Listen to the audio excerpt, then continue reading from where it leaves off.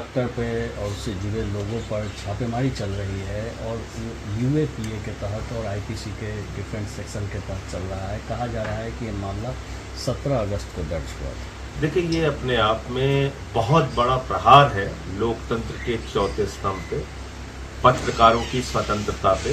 सरकार के खिलाफ वो लिखते पढ़ते हैं, आवाज उठाते हैं, इसके कारण से ये कार्रवाई इन लोगों के खिलाफ की जा रही है।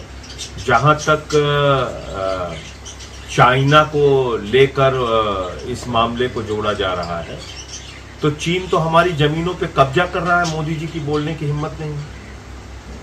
चीन हमारे सीमाओं में घुसपैठ कर रहा है, मोदी जी की बोलने की हिम्मत नहीं है। गलवान घाटी में हमारे 20 जवानों की शहादत हुई, उसके बाद लगातार आप चीन से लाखों करोड़ का व्यापार बढ़ा रहे हैं।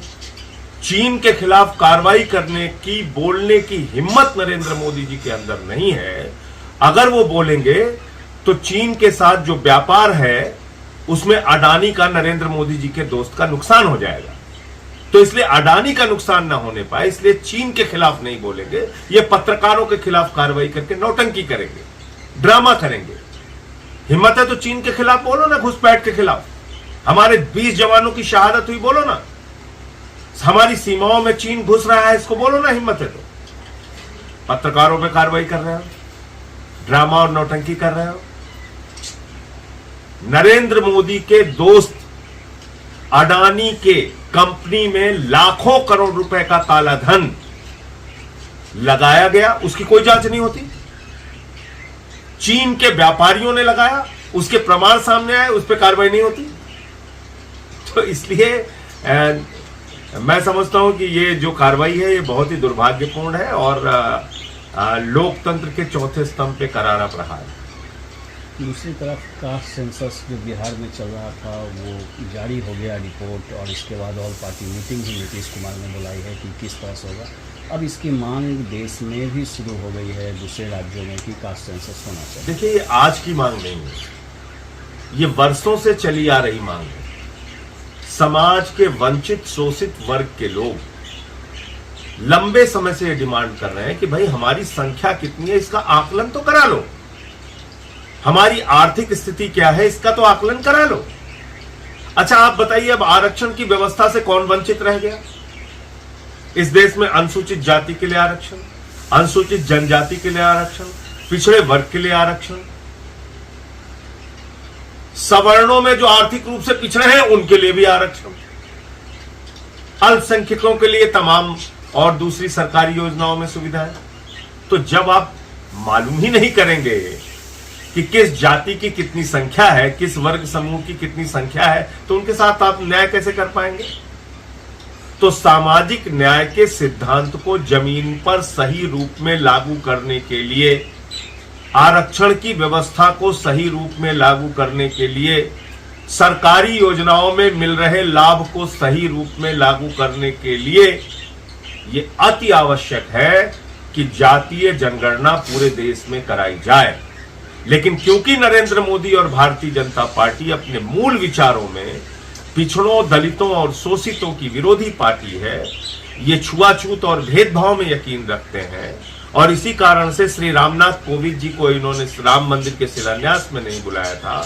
इसी कारण से संसद के उद्घाटन में इन्होंने श्रीमती द्रौपदी मुर्मू, जो हमारे देश की महामहिम राष्ट्रपति हैं, उनको नहीं बुलाया था।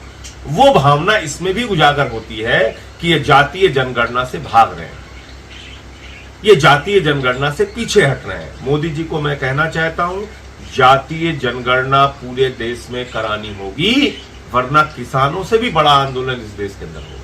पूरे देश में कराओ जातीय जनगणना। लेकिन प्रधानमंत्री तो कल कहे जातीय जनगणना का रिपोर्ट आने के बाद कि आप लोग, माने विपक्ष जो है सो गरीबों के जज्बात से खेल रहा है। कैसे जज्बात से खेल रहा है?